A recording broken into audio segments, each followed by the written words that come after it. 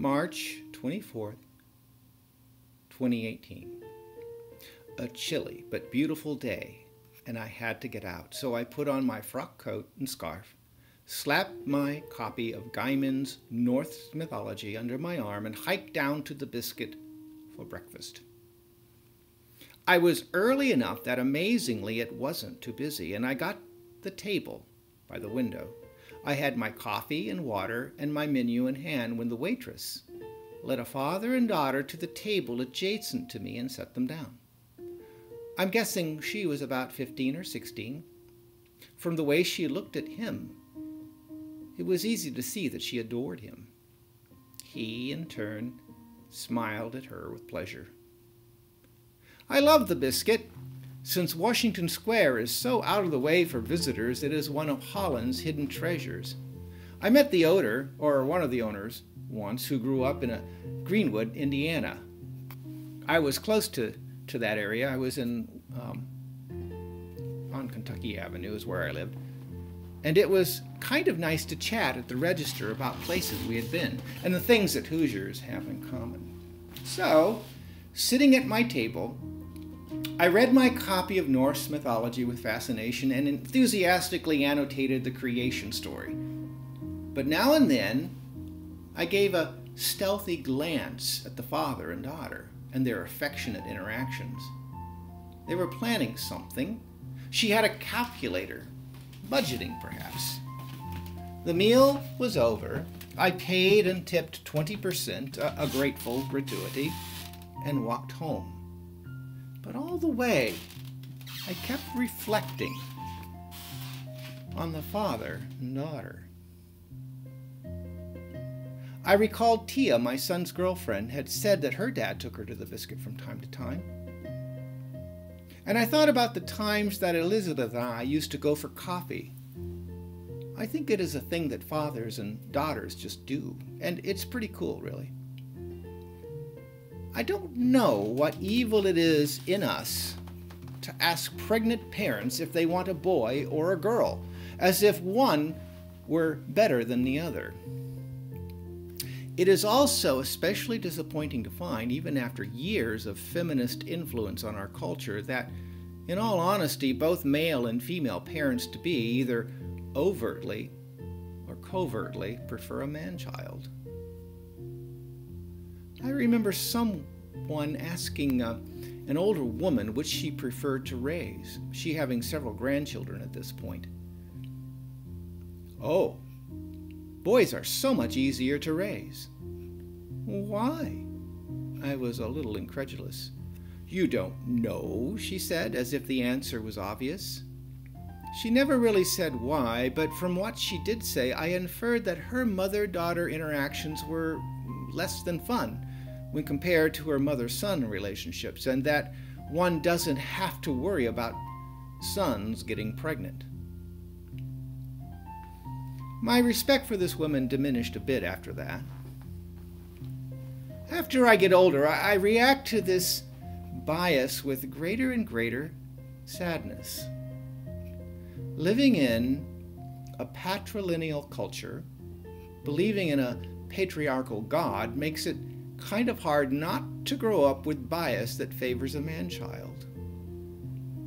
When Elizabeth was born, I did have a passing moment when the ghost of my grandmother Ogle whispered in my ear that I was the last true-blood male of our line, and it was my responsibility to pass on the patrilineal name of Ogle to a boy.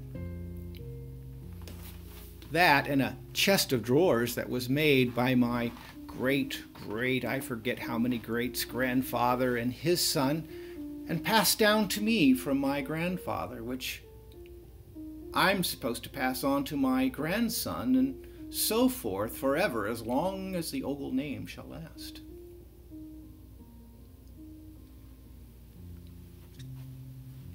I think daughters are pretty good at changing the hearts and minds of their fathers.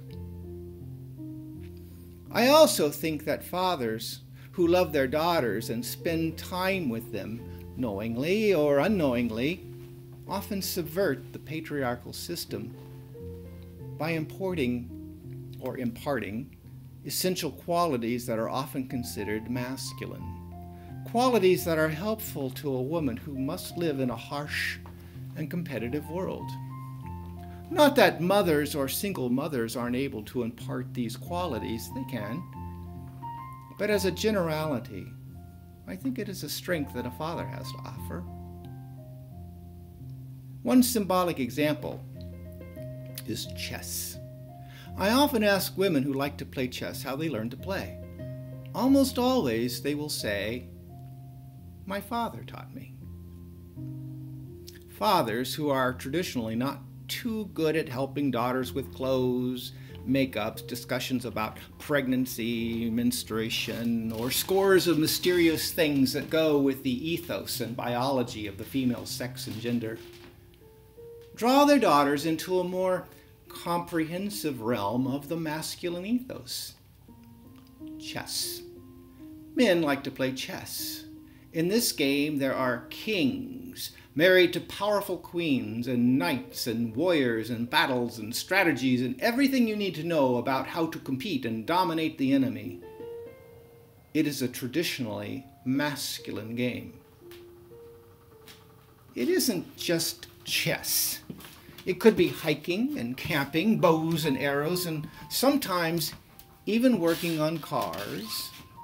And on a sunny Saturday morning, going out for coffee, especially if there is a lively philosophical or political debate that is the topic of discussion, which is another way of playing chess. There was a time when loving fathers imparted these things to their daughters a little more on the sly and not too seriously. Back when a traditional family had traditional roles, when survival for a woman meant performing the duties of a housewife, and anything considered masculine in them was suppressed and shamed. But those roles serve no one anymore. And it may be a myth that they ever did. But that is an old conversation and feminist didactic. What is changing is me, I think. As I get older, I just want every human being, to be cherished. The walls that create categories that separate us into boy or girl were once thicker. And now they are turning into brittle paper, and I can see them turning into dust. If there are any differences, they make us beautiful to each other. But it is silly to favor one over the other. In my very core, my deepest belief is this: a human being is a human being, and a human being has value simply by virtue of being a human being.